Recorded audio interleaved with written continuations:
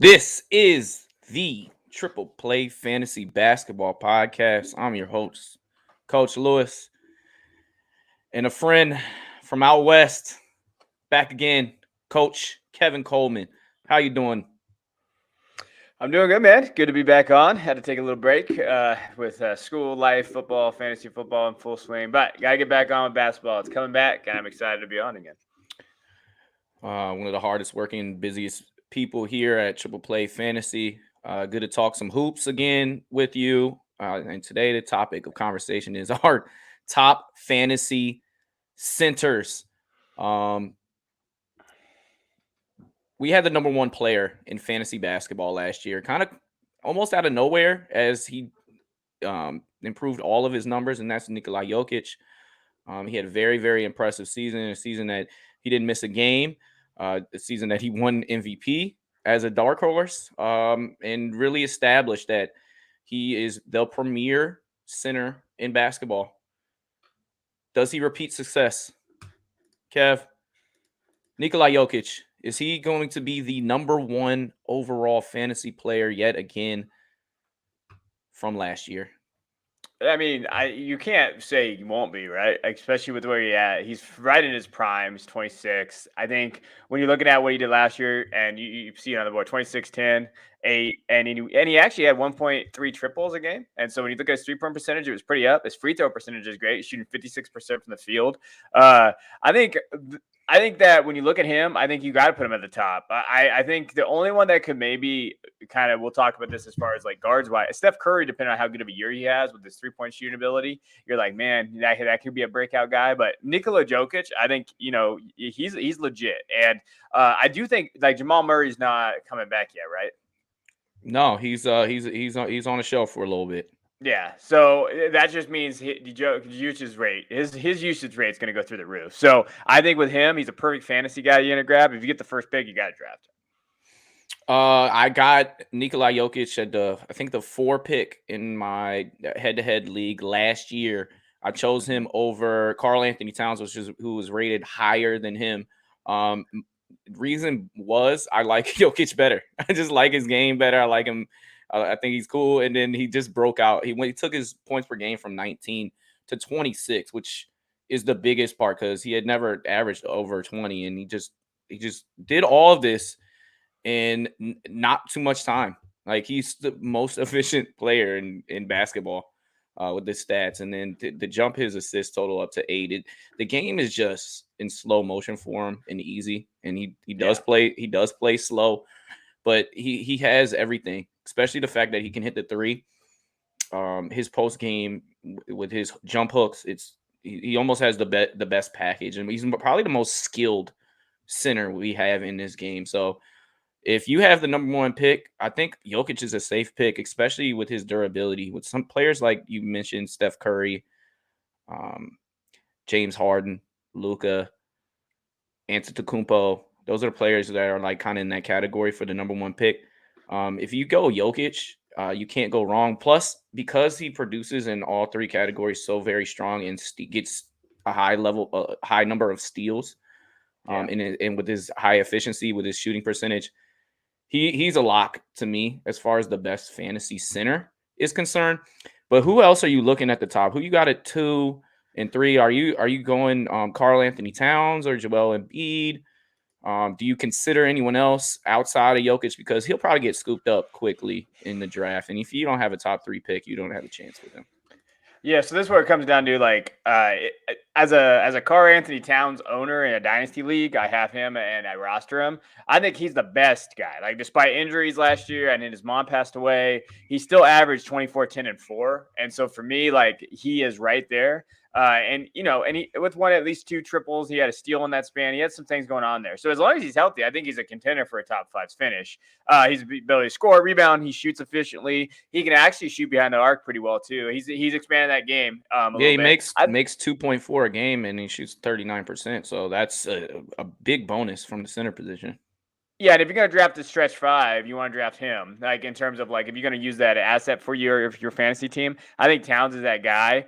But again, like the biggest question mark is, will he stay healthy? And I think, but if you look at what Joel Embiid has, Joel Embiid at the head, if you're going to pick between one of these guys, Joel Embiid too. I mean, he has numbers. You can see it if you're watching this, if you're listening, 28, 10, 2, 51% from field goals, free throw percentage is great, blocks and steals. He does all that too. But again, his is health as well, right? Like even the picture we have, yes, he's got injured hand. Like these are the things that we talked about with both of these guys. Now, with Simmons gone or whatever the hell's going on with Simmons, I think Embiid could get a little bit more run, and we can see that. Remember, Embiid was playing he was probably the MVP last year before he got hurt. Even with Jokic doing what he did, it was close, and people had to talk about like, hey, which one is it? I think I would kind of lean with Towns because I think Towns can stay a little healthier than Embiid.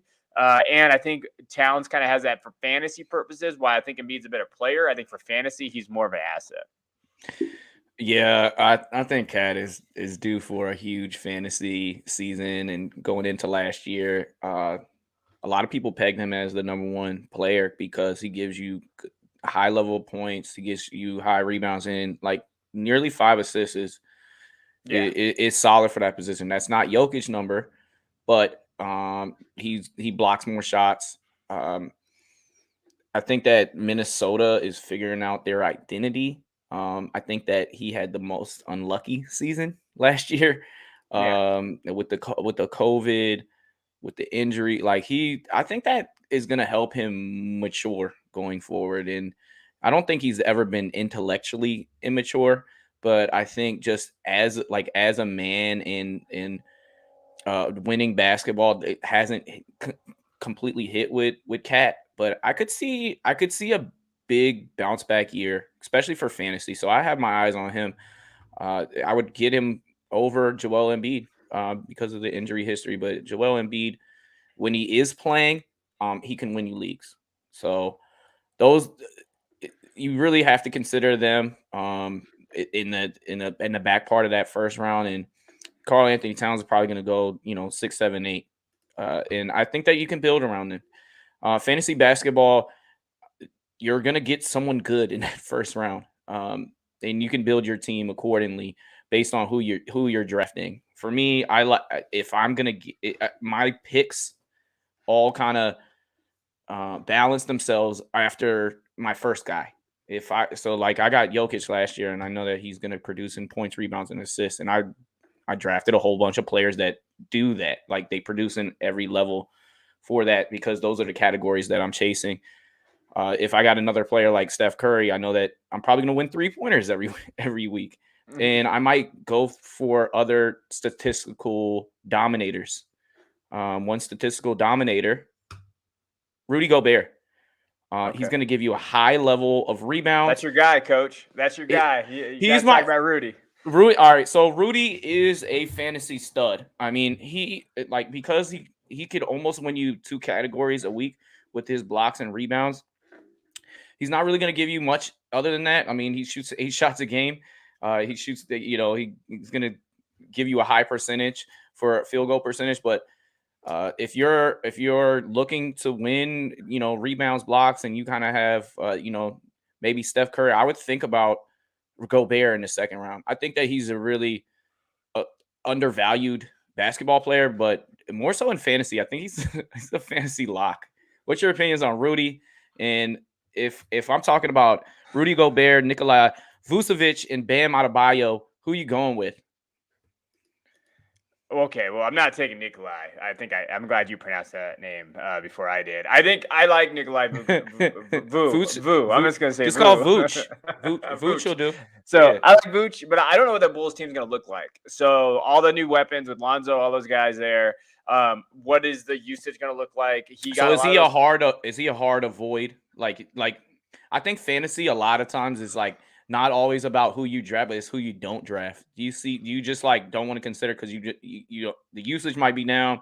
It might really affect him. He's coming from one of the worst teams in the NBA in Orlando Magic, and producing at a high level, and he passes well. He can rebound. He can score. But man, you got 4 guys now that are getting paid a lot of money and all very, very versatile with their offensive game. So yeah, you're staying away from Vooch. So me, yeah. I mean, it kind of depends. Like, so I did a mock recently, so just to give everybody a heads up, I did a mock recently just to prepare for the show because I like to be prepared.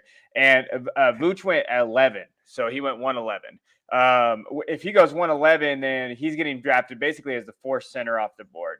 I don't like that. I would rather have. I would probably, honestly, I'm going to go with. I'm not going with Bam either. I would go with Rudy. I think I'd be okay with going with Rudy. I think Rudy gives you a lot of. Now, as far as I'm concerned, though, if we're talking about like strategy, if this is a weird dead zone to me, like I don't think I would take any of these guys. Like to me, I think I would go different strategy, try to grab somebody else around that area, and not go there. I don't think I would go there in terms of like there. But Bam, again, 18 and 9 and 5. I would probably skip center at this point and then wait and maybe try to grab like Woods next, like somewhere in that next tier that we're going to probably talk about here in a little while. Okay. And go from there. But if I had to pick, I think I would pick. I like Bam, but again, they kind of got new lineups. They have stuff there. I think I'm going to go. In terms of that scenario, I think I'll go. I'll go Rudy, and just because of what you mentioned, and I think that he has that ability to score, and he has that ability to score points, fantasy points, in different ways. He's going to be a triple double guy. You're going to look at him, maybe get into that triple double category, but the rebounds are going to be there, the blocks are going to be there, and he'll get the 14 to 20 points, whatever. And he's a very solid producer, and I think you can get him a little later than those guys, which is a value. And it depends on the league that you are in. Rudy Gobert might not be your best points league guy, but in cats, he's a certified lie. You don't really have to worry about rebounds and blocks if you get him as a staple. Another guy that was very impressive that does similar things for the Atlanta Hawks, that's Clint Capela. I mean, he led the league in rebounds. He gets you 2 blocks a game, and he sneaks in the steal and shoots a high percentage because he's catching lobs all day from Trae Young. I think Clint Capela was somebody that overdid their projection last year. He's on people's radar this year, but he's kind of a little bit like a poor man's Gobert, even though it's super close. So I think that those 2 guys, if you're trying to go for a category like lock, look at those guys. And it is an interesting proposal that you're at the end of that first round. Do I go center? In ESPN, they are very strict with their positionings.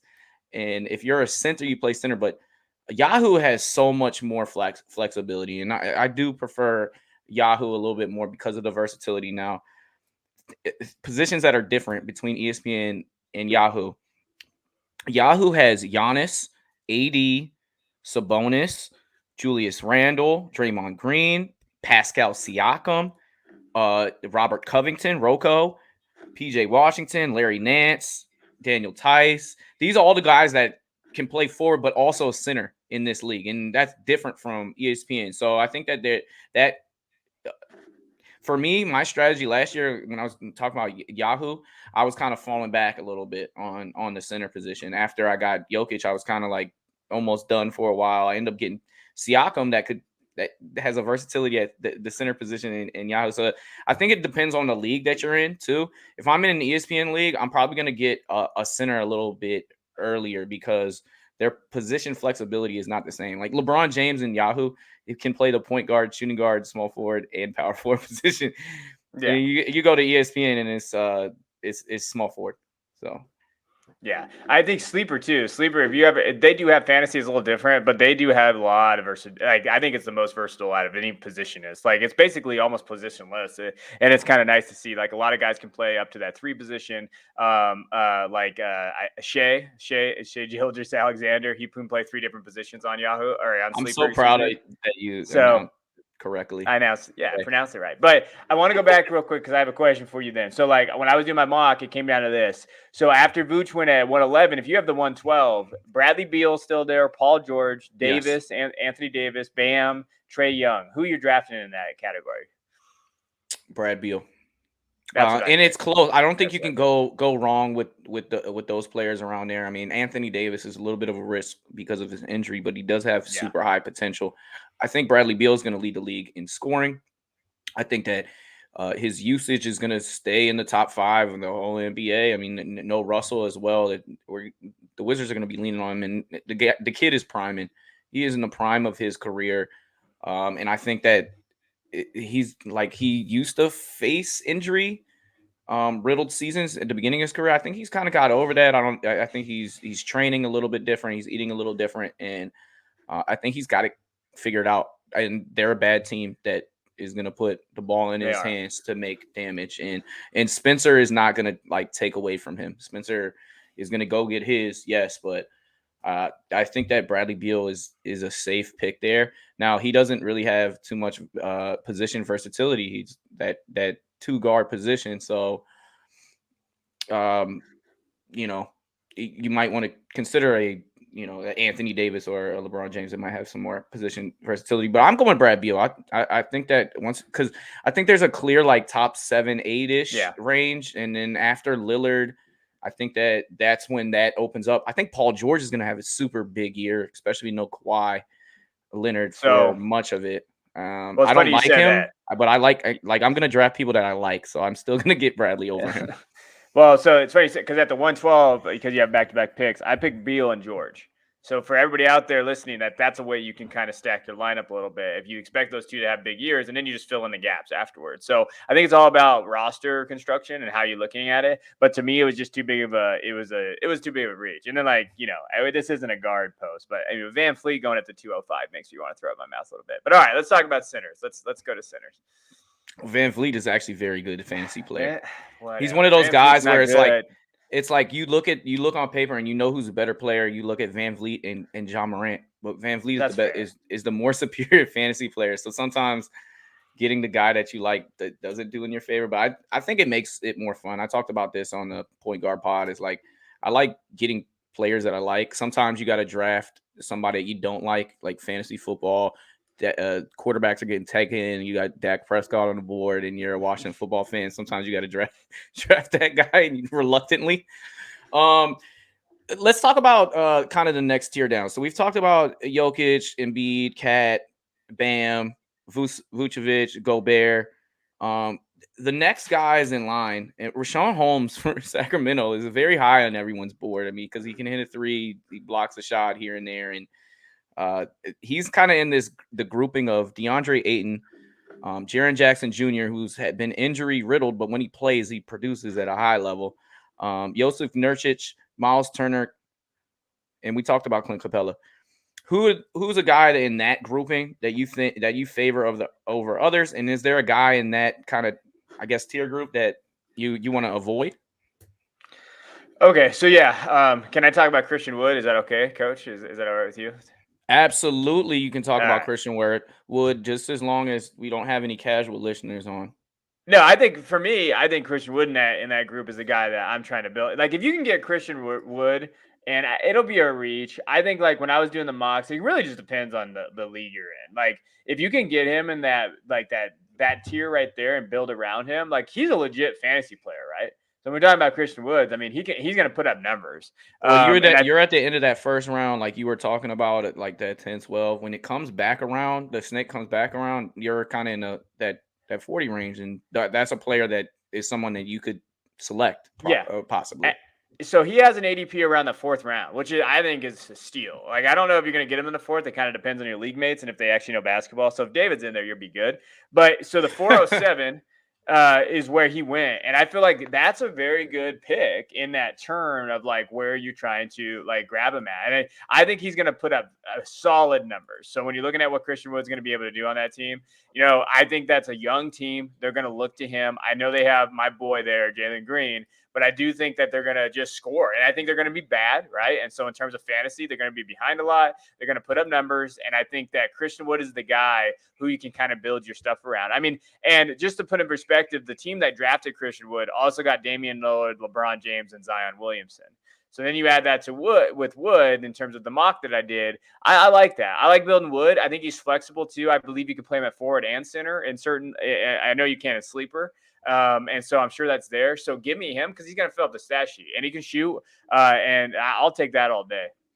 And he was a fantasy sweetheart for a lot of owners at the beginning of last year. And unfortunately, he got injury plagued towards the end of the season. Left a lot of fantasy owners frustrated because they know what he could do when he's producing. 21 points a game, 10 rebounds, shooting over 50%. But he also hits threes. He hits 2 a game. He gives you a block. He's very productive. And like you said, I love looking at players on bad teams, which they're gonna let their guys roll in. He was mocked last year around like 60 range because we thought that he was gonna break out. Now he's all the way up in the 40s. He's not someone that people don't know about anymore. He is an elite player, and you definitely, as a fantasy owner, I would love to have a Christian Wood. I think that there's a player on that team though. If it's my last couple picks that I would look at, Alfred Sengun just looks like a stud in this preseason. And he gives you he dimes well. It seems like when he's on the floor, he's gonna produce numbers. He's just a very smart basketball player, and then defensively, he's a lot better than people would ever give him credit for. And he tore Turkey up last year. He averaged 19, 9 rebounds, got some assists, 1.7 blocks, 1.3 steals, and was the Turkish League MVP. And he fell in the draft, and I thought Houston did a really great job at getting him. I think that he's somebody that you should probably draft, and even if he's not producing too much at the beginning of the season, he might help you win a league. Is there anybody that's sleeping, or rookies, since we're on a rookie topic, that you have your eyes on, or somebody that you think that, okay, this kid is going to take a giant leap this year and I'm going to draft him above his current ranking? Yeah, so I don't want to. We'll go with a guy that I think it could have a good year. He's not a rookie yet, or not yet. That's stupid. He's not a rookie, but I will say that Kristaps Porzingis. We talked about him. I think that he's getting underdrafted right now, and I know why. His playoff performance last year was really bad in fantasy, and it is also just his playoff performance. I think he's still a top 70 guy. I mean, he's going to put up strong numbers in points, rebounds, and triples and blocks. He's going to do all that. Now, he's appeared in just 100 games, though, so we know that. That's the biggest question mark with him. But I think he's a guy that could maybe help you win some leagues. Like, to be honest with you, when you look at what he's been able to do when he's healthy, you'll see it there. And when he was fully healthy, like in 2020, he played 72 games. And while he didn't have the best year, he still did pretty well. And when you look at what he did for his points, blocks, 3-pointers. So we're talking cats. We're talking about those type of tech guys. I think he could do well for you. So Porzingis is the guy. Now, if he's healthy, now the biggest thing with him, Porzingis' thing is not necessarily maybe health. It's just how does he fit with Luka?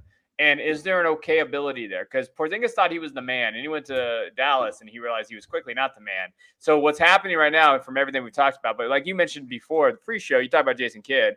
I think Jason Kidd's going to have a pretty good effect there. I think he'll be all right in terms of trying to help him and doing those things. I like this team. They didn't really add anything, so you're going to see usage. As long as he stays healthy, I don't see how he's not a good fantasy asset.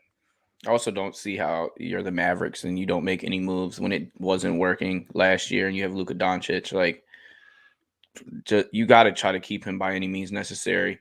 And if you're keeping the same roster, it's just not going to be good enough. And he can put up 40, 20, and 20 in the playoffs and still not get you to advance past the first round. So let me talk about a sleeper. And it kind of depends. Now, he's a center technically on CBS and Yahoo, but ESPN's a pain in the ass and makes him a power forward. But Isaiah Roby from Detroit, from Oklahoma City. Well, I don't care. That's not my fault. This isn't your show. It's my turn right now. I think that what we could see from him is just, I think he's going to kind of go into a full-time starter role. And if he does that, if Roby can do that, I think that we're looking at him as, if he averaged, he had 34 starts last year, he could have some value based on where he's going right now. And that's kind of where I'm at right there. There's also the other foreign kid from the Thunder. He's like 150 pounds, but he's 7 foot, and I can never pronounce his name right. So I'm not Pocheski. I love Pocheski. I love him. When my first ever appearance on the Triple Play show, before I was even involved in these guys, I talked about Pocheski. I think he can shoot threes. He can have that ability too. So I'm kind of all in on the Thunder fantasy-wise because I think that they're going to be so bad that they're going to score points, and they're going to give some of these young guys shots. So these are some of these late-round guys that you could grab. Poco, that's what they started calling him. Poco, that's big. That's easier for me. I think that they'll have. I think the Oklahoma City guys are people that you should always have on your watch list. They're gonna have some weeks where they're playing a lot of minutes because they're not trying to win. So, like I said about Roby, is like I don't like him as a player. I think he's bad, but I think he'll get an opportunity, and there'll be weeks where he could be valuable for your fantasy league. He's not somebody that I'm thinking about drafting necessarily, but he is somebody that's gonna be on the radar. Now, Derek Favors is over there in Oklahoma That's City, true. and he might get an opportunity, and he might give you produce some numbers. He's somebody that you can get maybe at the tail end of the end of the draft. People that I see taking a big step up, either people in new places or I'm in my third year, fourth year.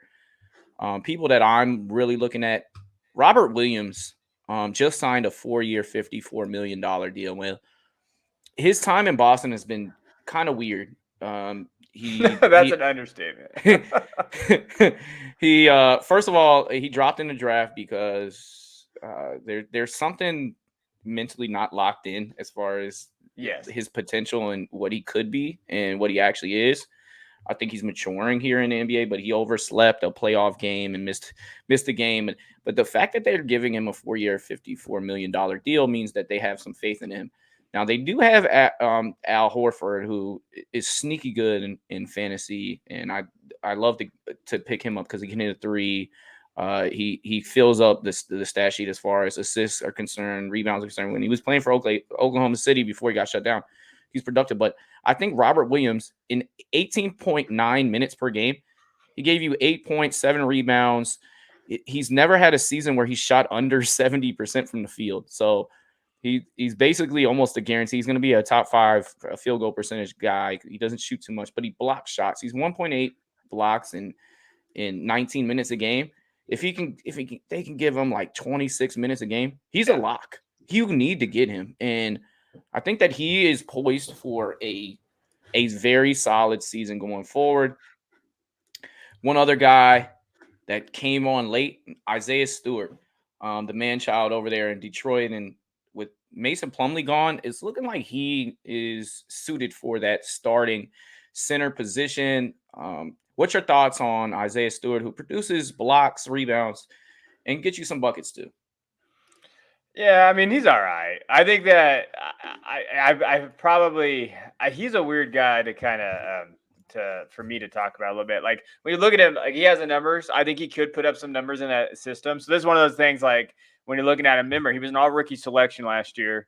And he looks pretty good. I can't believe Mason Plumlee's still in the league. I laugh whenever I hear that name. But I think, Kelly Olynyk going there, though. I think that'll complicate a little bit of things, though. You should see a little bit of a significant uptick in minutes, right? So he's going to get more than he had last year. So that's good. And if he can like add that reliable 3-point shooters, then I think we can talk about him as being a top 70 guy. So I think it really just comes down to because he's undersized, right? Like, so he's an undersized guy. But if he can add that reliable 3-point shot, then we're talking about something a little bit different here. He does have some pretty solid mechanics. We'll see if Cade helps him as well. You got one more playmaker in the mix, willing passer. A guy that blew up last year. Now he's in a different place. He's now playing with Zion as opposed to John Morant. Jonas Valanciunas has taken his rebounds a game to 12.5. When a guy that at the beginning of his career wasn't a solid, too much of a solid contributor in that area, is now become one of the best rebounders in the game. Now, what Valanciunas doesn't do is he's not going to give you any threes. He doesn't produce steals and blocks as high as what you would like from the center position. But if you're looking for a guy that's going to scoop up rebounds, he's your man. Jarrett Allen as well, and I'm going to kind of try to see who would you choose in between these guys. Now, Jarrett Allen plays on the Cavs team that's really bad. It might be the worst team in the NBA. They have 4 post players in marketing, Kevin Love, and as well as Evan Mobley. He just signed $100 million deal, and he averaged 13 points, 10 rebounds, and 1.5 blocks in 29.6 minutes per game. Do you see Jarrett Allen as a good, solid contributor to a fantasy team? And who do you look at as far as between him and, say, a Valanciunas? Who would you go? I would probably have to go with Valanciunas just because I think that when you're looking at what he did, I think going to the Pels is going to change some things, so we have to be careful there. But I mean, last year when you looked at what he did, 17 points, 12 rebounds, field goal percentage 59%. So he did very well. I think that his current ADP is a little high for me, but based on those two guys, I don't think Jarrett Allen is going to have the year that we expect. I don't like Jarrett Allen. I'll just be clear. Like I think he's okay. I don't think he's worth the money that he's getting. I think that Cavs team is very, very bad, and I think Mobley is legit. Like if it's a rookie that I really like would be Mobley. Like that's the kind of guy that I think I would take a shot on over Allen because Mobley can do a lot more things offensively than Allen can. Yeah. Allen's fine; he'll do his rebounds, he'll get that, but Mobley is going to be that inside outside guy, and He's he's a that stretch great guy. passer. He's a great passer Yeah. as well. And that assist, right? Okay, Allen can't pass. Have you ever watched him pass? I haven't. So there's that. So then you have Mobley, you have those different groups.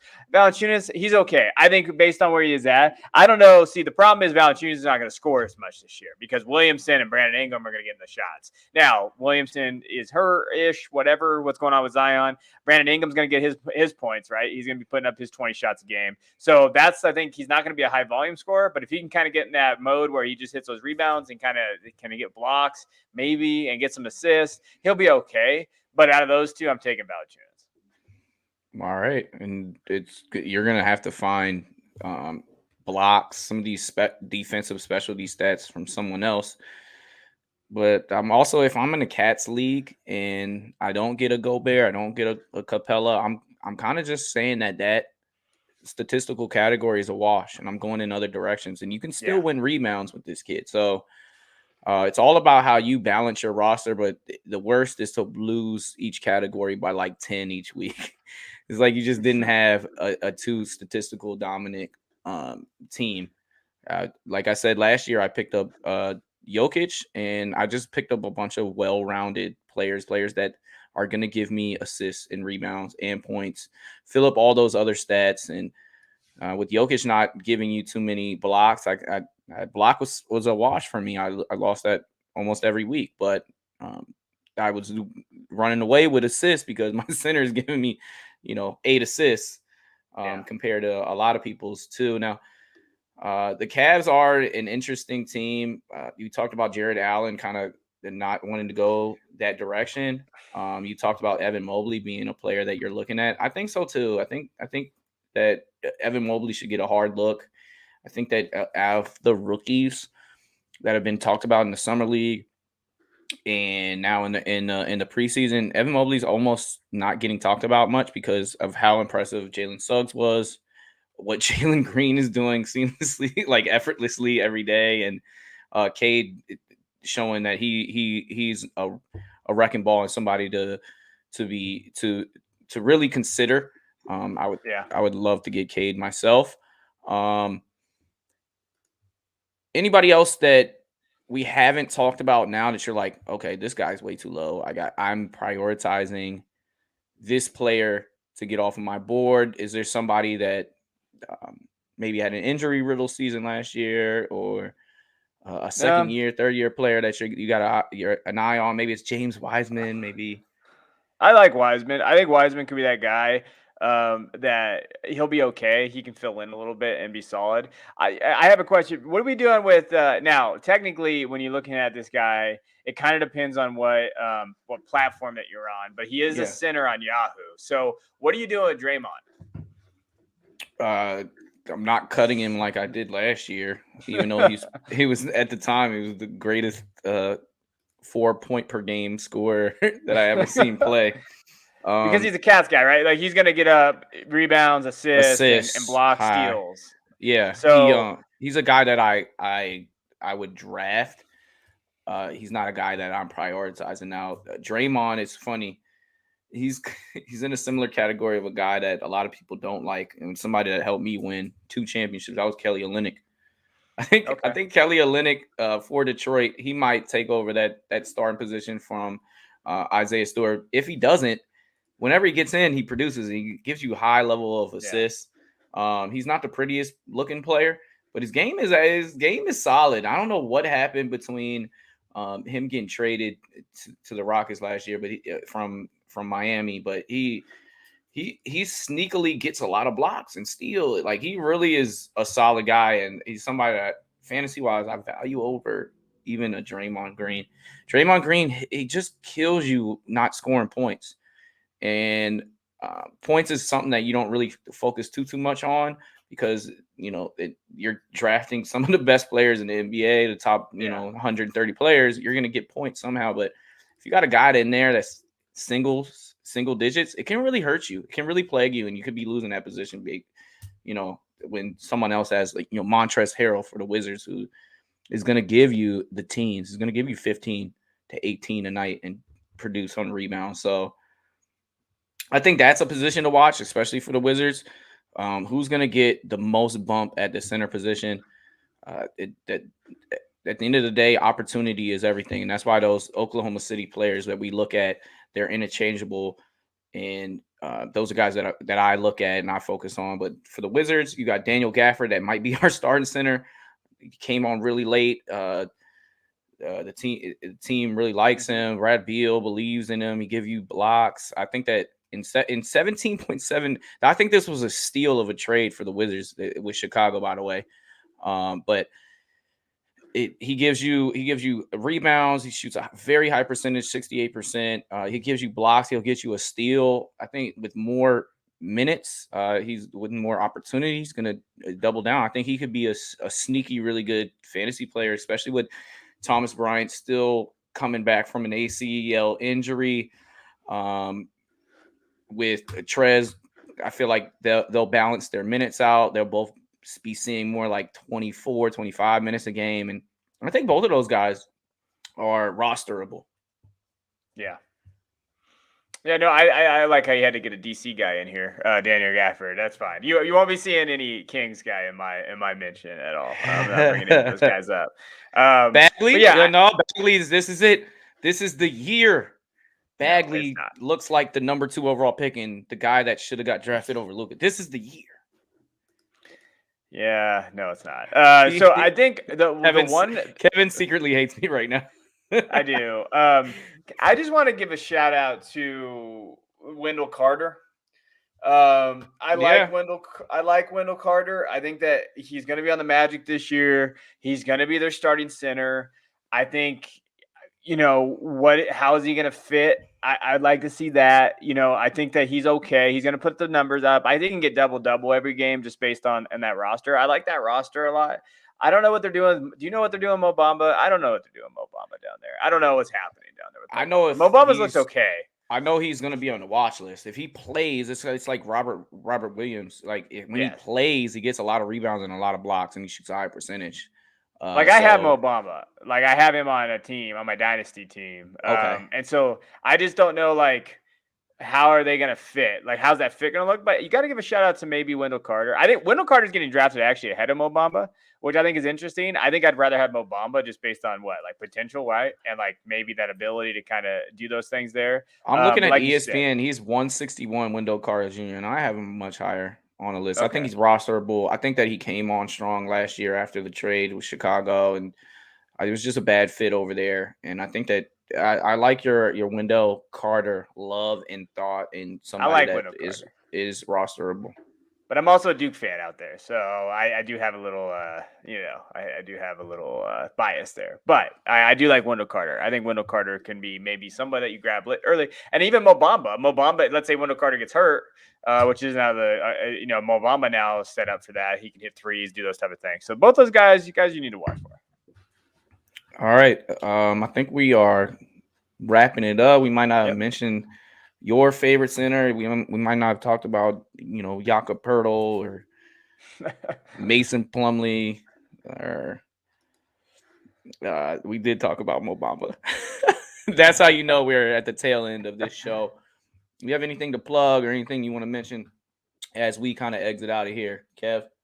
Yeah, man, just appreciate you coming on. Watch this stuff. We're going to be ramping up the basketball content on here. I'm going to be doing some kind of solo videos for that. And me and Coach we'll get back to our prospect breakdown for next season stuff. And be on the lookout for a little bit college basketball content. So I'm not coaching the high school team this year. I'm taking a break to spend some time with my children. and might be a family guy, but I definitely love college basketball. So we're gonna be looking out for some college basketball content. So I'm And he's a gonna find some Dookie time. fan, and the I am. Duke is legit. They got a player that may go number 1 overall, and Paolo Banchero. They also have a very exciting freshman, AJ Griffin, who we Yeah. haven't seen too much because of injuries, but he just looks the part. And hey, this is Coach K's last Coach year. K's swan song. Yeah. Yeah, it's his swan song. So, and we'll see. I'm gonna be at the Duke Gonzaga game in Vegas on that Friday of Thanksgiving Woo! break. So I'll be there watching that game. So I'm gonna be more Wow. involved this year with a little bit more college basketball, just because I love college basketball, and we'll be looking at that. But me and Coach's Corner coming back. We're gonna be downloading some highlights and doing some things when that starts ramping up. So I appreciate you guys tuning in. Be on the lookout for Chet versus Paolo, because that is happening, and you have a person that's going to be live watching it. So I can't wait to talk about those two, as they are the top 2 prospects coming into the I'm NBA excited. next year. And they are different, but they are both spectacular in their own fashion. So a little plug talk. We'll finish on that. Wherever you find your podcast, go follow the Triple Play Fantasy franchise. Look out for our baseball, basketball, football pods that drop every week. Our Triple Play Fantasy YouTube channel is dropping content every day. This includes Coach's Corner, Movie Minutes, Super Fantasy Bros, Fantasy 15, Between the Scenes, Fantasy Foodies. There's so many that I'm not even getting to. Recently, we had former Pittsburgh Steeler, Washington Redskin, ESPN personality Ryan Clark get on with DMendy. But shout out to Fantrax, Fantasy Points, DMendy, Doc, Lil Cheesecake, Thomas, Kev, Jacob, Marty Mack, everybody on the Triple Fantasy team that keeps the engine running. Thanks again from the entire Triple Play Fantasy family for tuning in.